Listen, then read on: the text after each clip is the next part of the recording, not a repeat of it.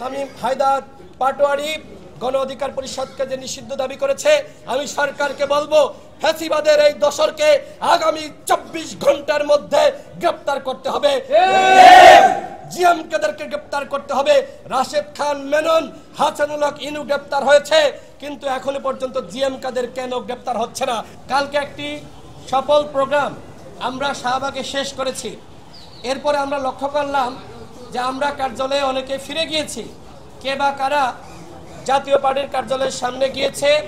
এর প্রেক্ষিতে জাতীয় পার্টির মহাসচিব আওয়ামী দশর তিনি বলছেন যে এই ঘটনার সাথে নাকি গণ অধিকার পরিষদ জড়িত। জাতীয় পার্টির কার্যালয়ে যে স্যাবোটাজ হয়েছে এই ঘটনার সাথে গণ অধিকার পরিষদ জড়িত নয়। এমনকি শাহবাগে আমরা যারা একসাথে সংহতি সমাবেশ করেছি তাদের কেউ এই ঘটনার সাথে তাদের ন্যূনতম সম্পৃক্ততা নাই। সুতরাং শামীম হায়দার পাটোয়ারি ফ্যাসিবাদের দোসর, সে গণ অধিকার পরিষদের কার্যক্রম নিষিদ্ধ দাবি করেছে। ওর অত বড় স্পর্ধা কিভাবে হয়? পুলিশের সামনে জাতীয় পার্টির কতিপয় নেতারা সেখানে মিছিল করছে, পুলিশ দাঁড়িয়ে দাঁড়িয়ে ললিপপ খাচ্ছে, এইটা পুলিশের ভূমিকা হতে পারে না। এবং আমাদের কাছে স্পষ্ট তথ্য রয়েছে, জাতীয় পার্টিকে আগামীতে বিরোধী দল বানাতে বাংলাদেশের একটি মহল এবং ভারতীয় যারা এজেন্ট রয়েছে তারা তৎপর। স্পষ্ট ঘোষণা, বাংলাদেশে আগামী থেকে সরকারি দল হবে, কে বিরোধী দল হবে এদেশের জনগণ সিদ্ধান্ত নেবে।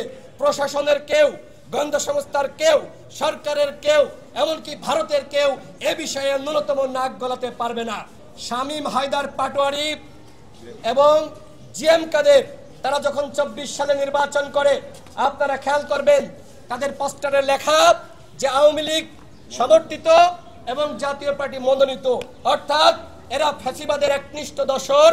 বাংলার মাটিতে জাতীয় পার্টি কোনো রাজনীতি করতে পারবে না, আগামীতে নির্বাচনে অংশ নিতে পারবে না, এইটা আমাদের স্পষ্ট বক্তব্য।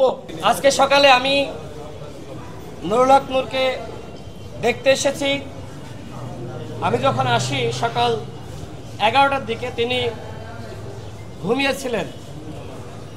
এর পরবর্তীতে তিনি 12:30টার দিকে যখন ঘুম থেকে উঠেছেন আমি তার কাছে গিয়ে বসেছি এবং আমি দেখেছি যে তিনি যখন একটু বসার চেষ্টা করছেন, তার যখন কাশি আসছে, কাশির সাথে তার ব্লিডিং হচ্ছে। এর আগে আমরা আপনাদেরকে জানিয়েছিলাম যে তার নাক দিয়ে ব্লিডিং হচ্ছে। এখনো পর্যন্ত নুরুল হক নূরের শারীরিক অবস্থার কোনো উন্নতি হয়নি। নুরুল হক নূরের শর্ট টাইম মেমোরি লস হচ্ছে। তিনি যখন কথা বলতে যাচ্ছেন, কথা তিনি পুরোপুরি শেষ করতে পারছেন না, মানে অগোছালোভাবে কথা বলছেন। এই জায়গা থেকে আমাদের কাছে মনে হচ্ছে যে তিনি আসলে শর্ট টাইম মেমোরি তিনি লস করছেন। তিনি নিজের পায়ের উপরে ভর দিয়ে দাঁড়াতে পারছেন না, অর্থাৎ তার নিজের দেহের উপরে নিজের ব্যালেন্স নাই। সরকারের পক্ষ থেকে বলা হয়েছিল নুরুল হক নূরকে উন্নত চিকিৎসার জন্য দেশের বাইরে পাঠানো হবে, কিন্তু আমার কাছে মনে হচ্ছে যে বিষয়টি নিয়ে গড়িমসি করা হচ্ছে এবং বিভিন্ন মহল নুরুল হক নূরকে উন্নত চিকিৎসার জন্য যাতে দেশের বাইরে সরকারের পক্ষ থেকে না নেওয়া হয়, এই জন্য একটি মহল সক্রিয়ভাবে কাজ করছে। তারা চায় না নুরুল হক নূর সুস্থ স্বাভাবিক জীবনে ফিরে আসুক। নুরুল হক নূরের অবস্থা এখনো পর্যন্ত আশঙ্কামুক্ত নয়। নুরুল হক নূর তিনি এই প্রজন্মের অন্যতম একজন জনপ্রিয় নেতা। জুলাই গণঅভ্যুত্থানে তার ভূমিকা আপনারা সকলে জানেন।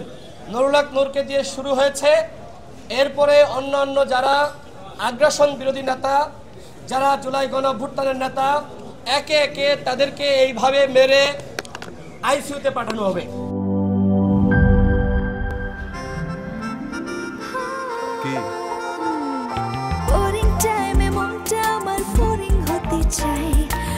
চাটনির দারুণ সাথে কোথায় যে হারায় টক ঝাল মিষ্টি স্বাদে মনটা মেতে ওঠে প্রাণ চাটনির দারুণ স্বাদে।